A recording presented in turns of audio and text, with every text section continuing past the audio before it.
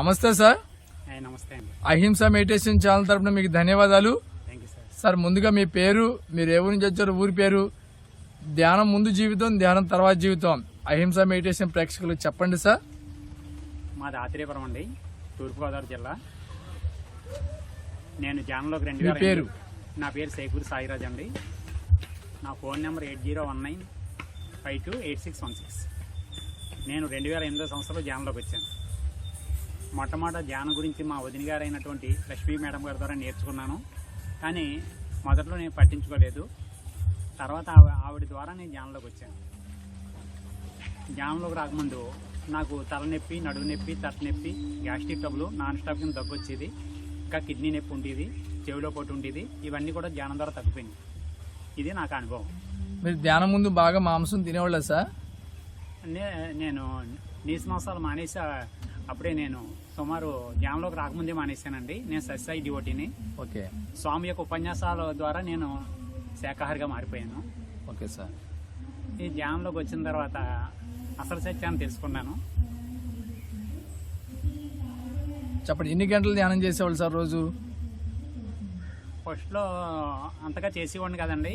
అందరికీ ధ్యానం చెప్పేవాడిని, నేను సరిగ్గా చేసేవాడిని కాదు. ఎన్నోవాళ్ళు బాగుపడ్డారు. నాకన్నా ముందు వాళ్ళకే బాగా ఫలితం కనిపించింది. ఒక రోజునేమో నన్ను మొట్టమొదటిసారిగా నన్ను క్లాస్ చెప్పమన్నారు. ధ్యానం చేయడం వలన నాలో ఎనర్జీ లేక క్లాస్ చెప్పలేకపోయాను. మొట్టమొదటి నేను క్లాస్ చెప్తారనుకున్నప్పుడు మైండ్ బ్లాక్ అయింది, మౌత్ లాక్ అయింది. నేను షాక్ అయ్యాను. దాని ద్వారా ధ్యానంలో ఎంత గొప్పతనం ఉందా, ధ్యానం లేకపోతే మన ఎనర్జీ ఉండదు. ధ్యానం చేయాలని తెలుసుకుని అప్పటి నుంచి రాత్రి అనక పగలనక కంటిన్యూగా ధ్యానం చేయడం మొదలుపెట్టాను. ధ్యానం చేసిన తర్వాతే నాలో అద్భుతమైన కవితలు పుట్టుకొచ్చినాయండి. అంతకుముందు నేను కవిని కానీ, రచయితను కానీ, వక్తను కానీ కాదు. ఓకే. మీరు సామూహిక ధ్యానం, పౌర్ణమి ధ్యానం, అమావాస్య ధ్యానం చేశారా సార్? చేస్తే ఆ ఫలితం ఎట్లా అని చెప్పండి సార్.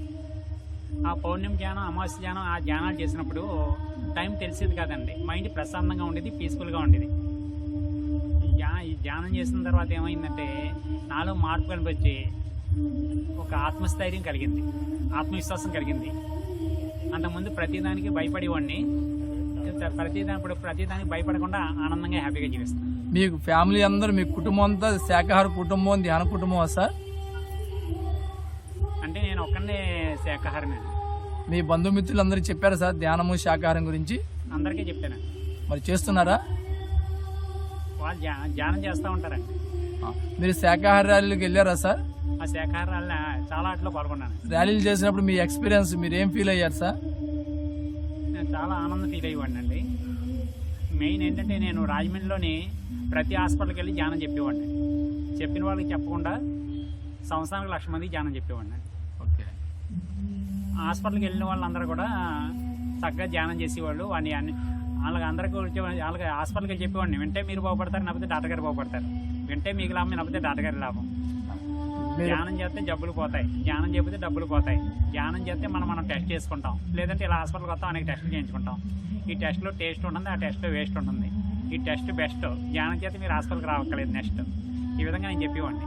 ప్రైవేట్ హాస్పిటల్కి వెళ్తారంటే చేతిలో లెక్క ఉండదు, గవర్నమెంట్ హాస్పిటల్కి వెళ్తారంటే దిక్కు ఉండదు. ధ్యానం చేస్తే మీ ఆనందానికి లెక్క ఉండదు, జీవితానికి చిక్కు ఉండదు. బాగుంది సార్.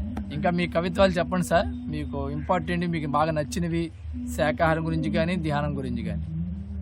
మాంసాహారం నిషిద్ధం, శాకాహారం ప్రసిద్ధం, మనసు కావాలి సిద్ధం, అప్పుడే అవుతాం మన పరిశుద్ధం.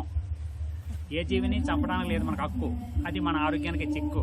మాంసాహార జీవితం తుక్కు, శాకాహార జీవితం ఉక్కు. అలాగే ప్రకృతి జీవులకు రక్ష, వేయకూడదు వాటికి మరణశిక్ష, పెట్టాలి ప్రేమభిక్ష, లేదంటే రోగమే మనకు శిక్ష. పిరమిడ్ ఒక గుడి, ఇది జ్ఞానం నేర్పే బడి, ఇక్కడ ఉండదు మడి, సమస్యలు పెడతాం గడి. పిరమిడ్ జ్ఞానాలయాలు, సకల ప్రాణికోటికి సంతోష నిలయాలు. ధ్యానం చేస్తే మనల్ని అడ్డుకోలేవు ప్రకృతి విలయాలు, అవి మనకు శక్తిని ప్రసాదించే ప్రేమాలయాలు. ఆయన ఒక బ్రహ్మరి శుభాష్పత్రి, మరో మహాముని అత్రి, పులకరించింది దరిత్రి, ఆయన మాటలే గాయత్రి. అందుకే తెలియదు మనకు పగలు రాత్రి, ధ్యానం చేసే ప్రతి రాత్రి శుభరాత్రి, అది మన మహాశివరాత్రి. శ్వాసే గురువు, ధ్యానమే దానికి ఎరువు, తగ్గుతుంది మనకు సమస్యల బరువు, అదే మనకు కల్పతరువు. శ్వాసే మనం, అదే మన ధనం, ఇందులో లేదు కథనం, అది మనం నడిపే ఇంధనం. శ్వాసలు ఎక్కువ తీసుకుంటే ఆయాసం, శ్వాసలు నెమ్మదిగా తీసుకుంటే పాయసం, అప్పుడు మనకు ఉండదు నీరసం, ప్రతి పని సునాయాసం. కంటికి కనిపించేదంతా కనికట్టు, కంటికి కనిపించని శ్వాసే మన పనిముట్టు, శ్వాసన పట్టు మనసన కట్టు, సమస్యల మట్టు పెట్టు, ఆనందాన్ని అందరికీ పంచిపెట్టు. మన భూమి మీద ఉన్నామంటే కారణం శ్వాస, మన భూమి మీద లేవంటే కారణం శ్వాస. గమనించడానికి ఎందుకు యాస, గమనించి ఏమైనా లాసా, గమనించి అంతా క్లాసే. ఎందుకంటే మొక్కలు వదిలే గాలి మనకు ప్రాణశక్తి ఆక్సిజన్, మన వదిలే గాలి మొక్కలకు ప్రాణశక్తి కార్బన్ డైఆక్సైడ్. అదే విశ్వశక్తి, అదే దైవశక్తి, దాని పట్ల చూపించు ఆసక్తి. మనల్ని అడ్డుకోలేదు ఏ దుష్ట శక్తి, పెరుగుతుంది మనలో స్వశక్తి, అదే రోగనిరోధ శక్తి. అందుకే ధ్యానమే మనకు అండ, మనపై పడదు సమస్యల బండ. మనసు అవుతుంది ఖాళీ కొండ, అప్పుడు మన సమాధిలో బంగారు కొండ, మన ఆనందం నిండుకొండ. మన రోజు ధ్యానం చేయాలి మానకుండా. ధ్యానము చేయటానికి ఉండదు వీలు, తర్వాత వంగుతుంది కీలు, సహకరించదు తోలు, అప్పుడు మనకి ఎవరు చేస్తారు మేలు. ధ్యానానికి లేదు ఫీజు, పోగొడుతుంది మనలోని బూజు, దేని మీద ఉండదు మోజు, ఆనందంగా ఉంటాం ప్రతిరోజు. ధ్యాన జీవితం హ్యాపీ, సమస్యలన్నీ మాఫీ, రుణమాఫీలాగా, ఎవరినీ కొట్టము కాపీ, బ్రతుకంతా సాఫీ. ధ్యానము చెయ్యని బతుకులు, జీవితమంతా అతుకులు, వారు నడిచే మార్గం గతుకులు, వారికి ఉండవు జ్ఞానపు మెతుకులు, ఎందుకోసము తెలియని వెతుకులు, పడతారు సతికులు, పేరుతారు సితికులు. ధ్యానము చేస్తే జ్ఞానం ద్వారా అవుతారు జాతకులు. ధ్యానం చేస్తే మన మధ్య ఉండదు జాతీయ కులం, అప్పుడే జాతకులం. ధ్యానం చేస్తే మన మధ్య ఉండదు వర్ణం, అప్పుడే స్వర్ణం. సూర్యుడి వలన పగల ప్రకాశం, చంద్రుడి వలన రాత్రి ప్రకాశం, ధ్యానం వల్ల జీవితం ప్రకాశం, సామూహిక ధ్యానం వల్ల విశ్వం ప్రకాశం. పచ్చదనం ప్రకృతికి అందం, మంచితనం మనిషికి అందం, ధ్యానమే జీవితానికి అందం, సామూహిక ధ్యానం విశ్వానికి అందం. ఎందుకంటే ధ్యానం యొక్క శక్తి ఒక వరద, పోగొడుతుంది మనలోని బురద, ఉండదు సమస్యల దురద, అప్పుడే జీవితానికి సరదా. ధ్యానం వల్ల పోతుంది పాత నీరు, వస్తుంది కొత్త నీరు, అప్పుడు ఉండదు కన్నీరు, బ్రతుకంతా పన్నీరు. ధ్యానం మానస సరోవరం, అందులో మొలగడమే ఒక వరం, పులకరిస్తుంది ప్రతి నరనరము, మారుతుంది మనకు స్వరము. అందుకనే మనసును శ్వాసపై చేయాలి అప్లై, ధ్యానం ద్వారా వస్తుంది రిప్లై, విశ్వం ద్వారా అన్ని ఎనర్జీ సప్లై, అప్పుడు మనం అందమైన బటర్ఫ్లై. అందుకే ధ్యానమే హైలైట్, అది శ్వాస ద్వారా ఎన్నో లోకాలు చూపించే పైలట్. మన ఆలోచనలు అవుతాయి డిలెక్ట్, మనం అవుతాయి హైలైట్. బాగున్నాయి సార్. మీరు ఈ జన్మలో మీరు ఏమి కవి కాదన్నారు, గత జన్మలో కవి అయి ఉంటారు సార్. చక్కగా ఒక ఫ్లో లాగా అద్భుతంగా మీరు కవిత్వాలు చెబుతున్నారు ధ్యానం మీద, శాకాహారం మీద. మీరు పత్రిసారిని కలిశారా సార్? కలిసామండి. ఏమి ఫీల్ అయింది మీరు, మీ ఎక్స్పీరియన్స్? ఫస్ట్ టైం ఆయన ట్రెక్కింగ్లో కలిసానండి, మారేడుమిల్ ట్రెక్కింగ్లోనండి. అంతకుముందు సార్ ఏం చేశారంటే నీ అనుభవాలు చెప్పమన్నారండి. అప్పుడు కొత్తగా వచ్చాను ధ్యానంలోకి. ధ్యానంలోకి వచ్చాక మనసు ప్రశాంతంగా ఉందని చెప్పాను. అప్పటికి అనుభవాలు పెద్దగా లేవు. ఆ విధంగా సార్తో మనకు పరిచయం అయింది. ఓకే, బాగుంది సార్. మీ చక్కగా ఇక్కడ మనం దారిపిల్లో ఉన్నాం కదా, బుద్ధ పౌర్ణమి సందర్భంగా. ఈరోజు బుద్ధ పౌర్ణమి ప్రాముఖ్యత గురించి ఏమైనా చెప్తారా సార్?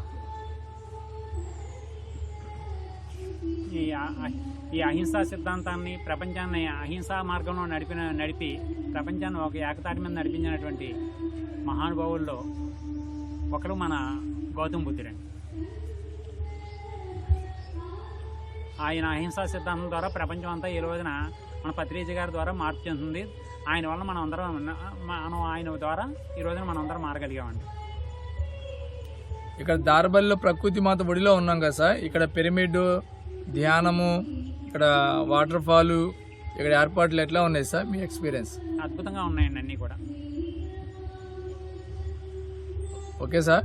ఇంకా ఆధ్యాత్మిక అనుభవాలు ఏమైనా ఉంటే ఒక 2 వాక్యాల ద్వారా, కవితల ద్వారా ఏమైనా చెప్తారా? ఏది అనుభవాలంటే ఏంటంటే, అంతకుముందు ఏంటంటే ధ్యానంలో రాకముందు నేను ఊరికే సినిమాల్లో డైలాగ్ లాగా ప్రాసలు మాట్లాడేవాడిని. అవి ధ్యానంలోకి వచ్చిన తర్వాత అవి కవితల రూపంలో మారినాయి. ఈ మాటల్లో ప్రాస ఉంటుంది, యాస ఉండదు, భాష బాగుంటుంది. ఇదే శ్వాసమే చేసే గొప్పదనం. బాగుంది సార్, మీ అనుభవాలు చాలా బాగున్నాయి. సాయి గారు, మా అహింసా మెడిటేషన్ ఛానల్ తరఫున మీకు ధన్యవాదాలు. మీ చక్కటి జ్ఞానాన్ని ప్రపంచానికి అందినందుకు మీకు మరొకసారి ధన్యవాదాలు. అహింసా మెడిటేషన్ ఛానల్ సబ్స్క్రైబ్ చేయండి, షేర్ చేయండి, లైక్ చేయండి. Thank you sir. Thank you sir.